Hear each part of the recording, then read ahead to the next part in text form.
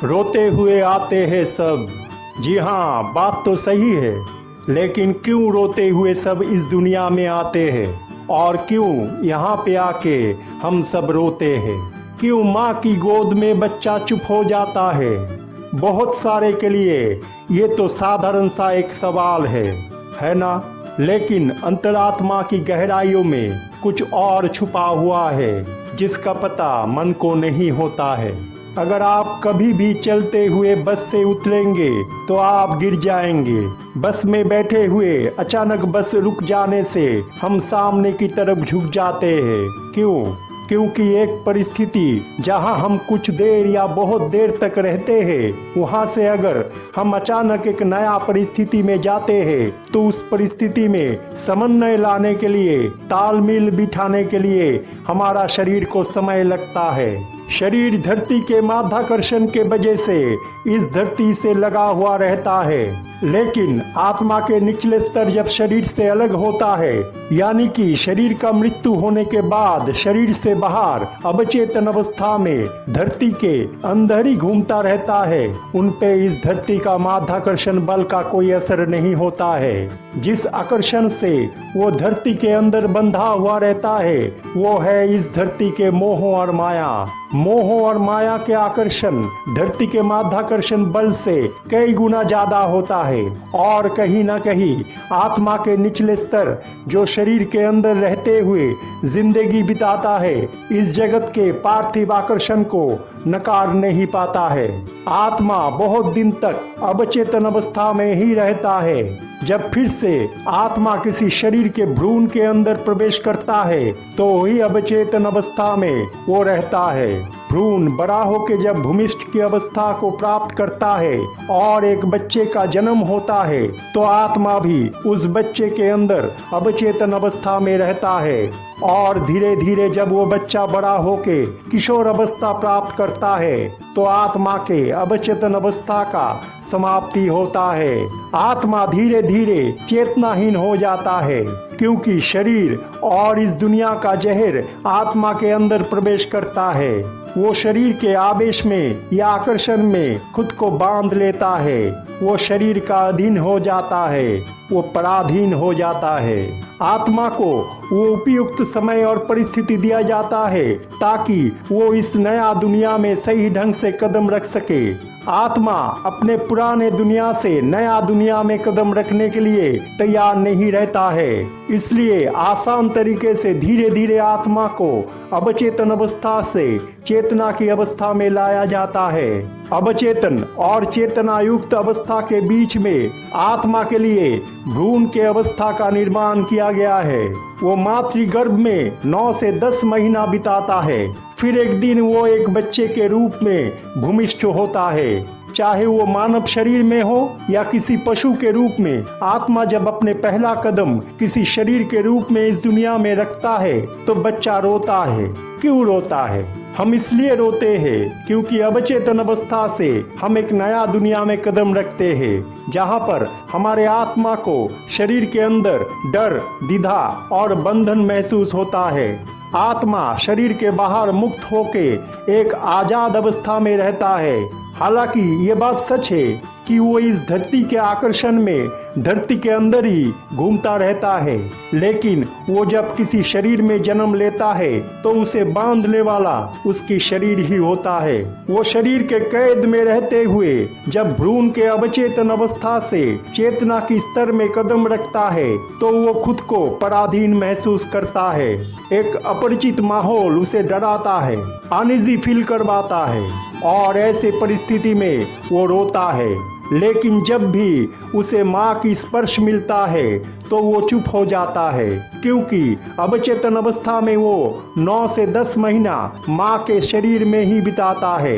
इसलिए बच्चा जन्म लेने के बाद भी कुछ महीने तक अपने अवचेतन अवस्था से जुड़ा हुआ रहता है।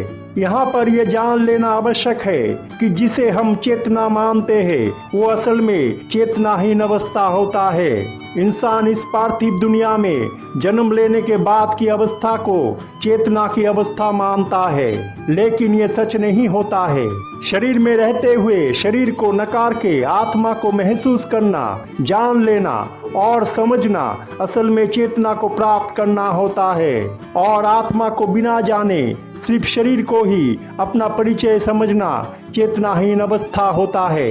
इस शरीर के बाहर आत्मा के अवस्था अवचेतन अवस्था कहलाता है। हम नींद में रहते हुए उस अवस्था को प्राप्त करते हैं। हम अक्सर कहते हैं और मानते भी हैं कि बच्चे के अंदर भगवान बसता है। क्यों कहते हैं, क्यों मानते हैं? क्योंकि आत्मा भगवान का ही अंश होता है, वो पवित्र होता है। जब एक बच्चा जन्म लेता है तो उसकी आत्मा की प्रभाव शरीर से बहुत ज्यादा होता है। आत्मा उसकी शरीर में झलकता है। आत्मा की अवचेतन अवस्था हमें बहुत अच्छा लगता है। शरीर से तालमेल बिठाने में उसे समय लगता है। आत्मा के स्वरूप एक बच्चा जैसा होता है, लेकिन जब एक बच्चा धीरे धीरे बड़ा होता है तो शरीर के हर एक नकारात्मकता और जहरीले स्वभाव पवित्र आत्मा को कलुषित करता है। वो आत्मा के अवचेतन अवस्था से चेतना को प्राप्त करने से पहले ही चेतनाहीन हो जाता है और अपने शरीर को ही सब कुछ समझने लगता है। आत्मा शरीर का दास बन जाता है। शरीर के मोह माया लगाव और चाहत उसे अपना गुलाम बना लेता है। इस विश्व ब्रह्मांड के नियमों को अनुसरण ना करके इंसानी शरीर अपना खुद का नियम बना लेता है। आत्मा शरीर में रहते हुए शरीर जैसा ही बन जाता है। इंसानी सभ्यता में सिखाए गए शिक्षा उसका ज्ञान बन जाता है। दिमाग जैसे बोलता है आत्मा उसको ही सच मानने लगता है। मन को जागृत करने के बजाय वो खुद मन से भ्रमित होने लगता है। ये तो क्या हम क्यों रोते हुए आते हैं इस दुनिया में। अब थोड़ा ये जानने की कोशिश करते हैं कि क्या करने से हम इस दुनिया से हंसते हुए विदा ले सकते हैं। हम शिशु अवस्था से जितना बड़ा होते हैं उतना ही हमारा मन जटिल और जहरीला हो जाता है। दुनिया के सारे नकारात्मकता मन के अंदर भर जाता है। मन कलुषित हो जाता है। शरीर अपवित्र होता है। झूठे मोह माया हमें चारों तरफ से घेर लेता है। हम अंधे विश्वास, गलत मान्यता और कुसंस्कार के जाल में फंस जाते हैं। झूठ को हम सच मानते हैं और सच को झूठ। हम खुद को सब कुछ मानते हैं। खुद की शरीर को ही हम एकमात्र मूल्यवान समझते हैं और ये एहसास मन में अहंकार पैदा करता है। लोभ, स्वार्थ, घृणा, हिंसा, जलन, जिद, काम और क्रोध हमें जकड़ लेता है। खुद की शरीर को अहमियत देते हुए हम आत्मा के बचपना को ही भूल जाते हैं। बचपना को हम इमेच्योरिटी या परिपक्वता समझते हैं। हम बहुत ज्यादा सीरियस हो जाते हैं। प्रैक्टिकलिटी, लॉजिकल सेंस और मन के अहंकार को हम पर्सनैलिटी समझते हैं, जो असल में नकली होता है। दुख, दर्द और परेशानी से भरा ये जिंदगी में हम हंसना ही भूल जाते हैं। बच्चे का रोने का मतलब जैसे कुछ और होता है, ठीक वैसा ही जिंदगी में हंसने का मतलब कुछ और होता है। वही आदमी जिंदगी में हंसता है जो शरीर में रहते हुए भी अपने आत्मा का खोज कर पाता है, उसे महसूस कर पाता है। जो शरीर में रहते हुए भी शरीर के हर एक मोह माया या आकर्षण से मुक्त हो पाता है, वही आदमी हंस सकता है जो भगवान को अपना सब कुछ समर्पित कर देता है।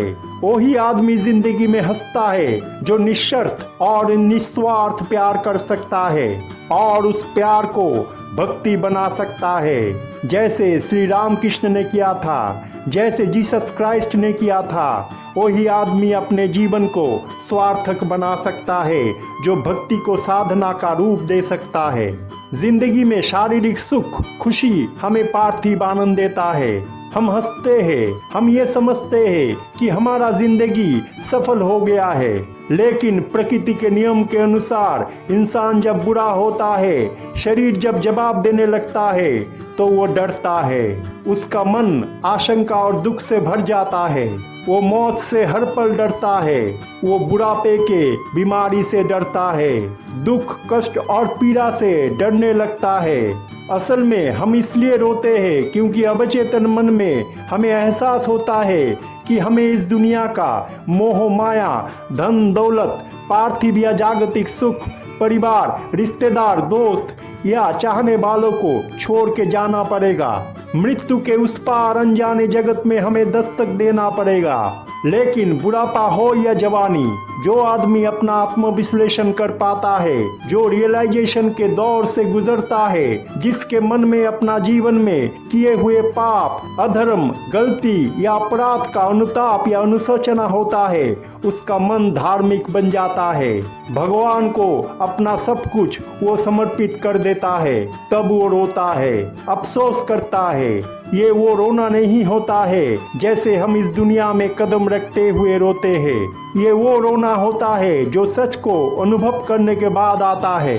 ये रोना ही धीरे धीरे हंसी में तब्दील हो जाता है जब आदमी सच को जान लेता है। जब वो ये जान लेता है कि वो कुछ भी नहीं है, उसका शरीर और आत्मा भगवान ने ही बनाया है, वही सर्वश्रेष्ठ है, वही एकमात्र है, वही सब कुछ है। इंसान तब हंसता है और वो हंसी अज्ञानता की अंधकार से ज्ञान की रोशनी में आने की हंसी होता है। वो हंसी सत्य को जान लेने की हंसी होता है। उसके मुंह में जो प्रसन्नता होता है वो परम पिता के शरण में जाने की खुशी होता है। अंधकार मन से चेतना की सर्वोच्च स्तर में आने की खुशी होता है। चेतना की अवस्था भ्रूण से इस दुनिया में कदम रखना नहीं होता है। चेतना की अवस्था तो वो होता है जब आदमी अपने शरीर में रहते हुए शरीर के हर एक बाधा को पार करते हुए आत्मा को जान लेता है, आत्मा की सच्चा ज्ञान प्राप्त कर लेता है, जीवन और मृत्यु के इस चक्र से बाहर निकलने का मार्ग को जान जाता है। जो ये कर पाता है उसे ही चैतन्य प्राप्त होता है। बाकी लोग जागतिक मोह माया, धन दौलत, नाम और शोहरत को ही खुशी समझते हैं और जिंदगी के कष्ट या पीड़ा को दुख समझते हैं। ये लोग अचेतन ही रह जाते हैं। अगर जिंदगी के आखिरी दिन भी आप इस जगत के हर एक चाहत और लगाव को छोड़ के, हर एक मोह माया और आकर्षण को तोड़ के भगवान को अपना सब कुछ समर्पण कर सकते हैं, तो ये निश्चित जानिए आप हंसते हुए जिंदगी को अलविदा कहेंगे। आपके जीवन सार्थक होगा, आपके जीवन का उद्देश्य पूरा होगा। ठीक जैसे जीसस क्राइस्ट का हुआ था, वो इस दुनिया में आए तो थे रोते हुए लेकिन गए हंसते हुए। वो मुकद्दर का सिकंदर नहीं थे, उनका मुकद्दर ही हमारे लिए सिकंदर है।